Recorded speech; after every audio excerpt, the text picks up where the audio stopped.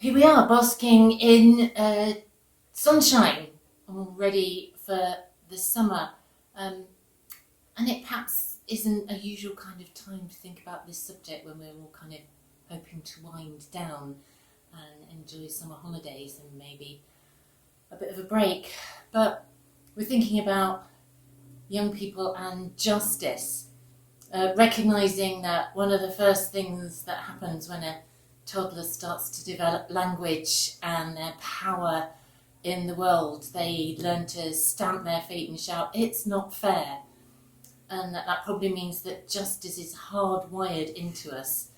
We all recognise when things are working against us, but are we always aware when things aren't working for other people? And there's an opportunity to give our young people a voice into this, as Bishop Rachel has launched a questionnaire for them, which Barry knows a whole lot more about than I do. Yeah, I was just thinking, we're recording this during the end of exam season, and just thinking about the number of young people who are probably going, it's not fair that I've got to sit in the exam hall at the moment while the sun's shining outside, and it's we're in the middle of a mini heat wave, so I think that injustice can be running at a variety of different levels. Yeah, so Bishop Rachel, as many of you will know, is the Bishop for prisons, and she takes that role incredibly seriously. If you ever get the opportunity to chat to her about her view of our criminal justice system, our prison system, about the things that go on in and around those institutions and the reasons that people will find themselves incarcerated. She has a huge passion for that and lots of opinions on those things. And she's launched a short online survey for young people to hear their views on justice, criminality and the criminal justice system.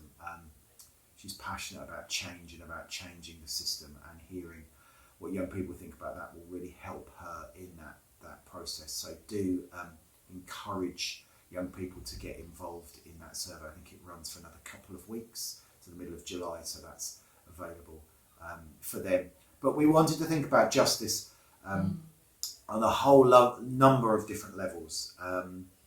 For those of you that are clergy, or for those of you that are know your clergy, there's a clergy conference coming up in the autumn, and justice is part of that. And Joe and I will both be running seminars and workshops around justice with young people and with youth and those things within that. So it's a topic that is going to be talked a lot about as we go forward over the next few months. And we're thinking about justice on a whole bunch of levels, as I say. It's one of those things about the criminal justice system, obviously. We also want to think about climate justice and what's happening within our environment, and we know that children and young people are passionate about that. We want to think about poverty, and we want to think about justice in terms of, is it fair, the way that poverty operates both globally but also locally, and the impact that coming from a lower socioeconomic group has on things like education, things like aspiration, all of those kind of things. We want to think about justice in terms of the way that mental health services operate in our country, and whether the mental health crisis is something which means that people aren't being able to flourish within their lives. So lots and lots of levels of things. I was really struck by something that Mark Russell, who's the CEO of the Children's Society, and some of you will know that the Children's Society are now operating within Cheltenham and Tewkesbury districts as part of our statutory service funded by the County Council. So we're really excited that we get to partner locally with them on a whole bunch of levels.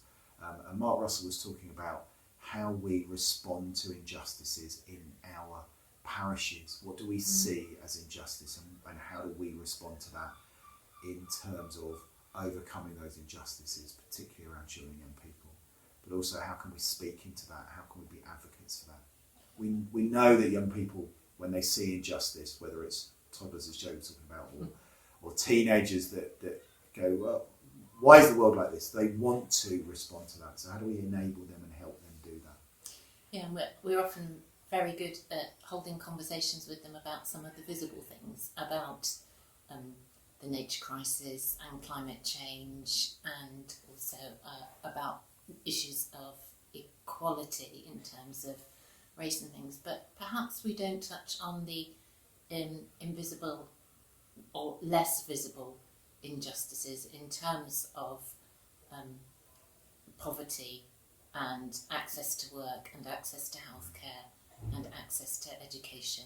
And these are all good conversations that we can be having, and maybe we need to start having them perhaps at an adult level first, and then with our young people and with our children too, because they are very aware of these things and they know who does and who doesn't have certain things and how that affects them.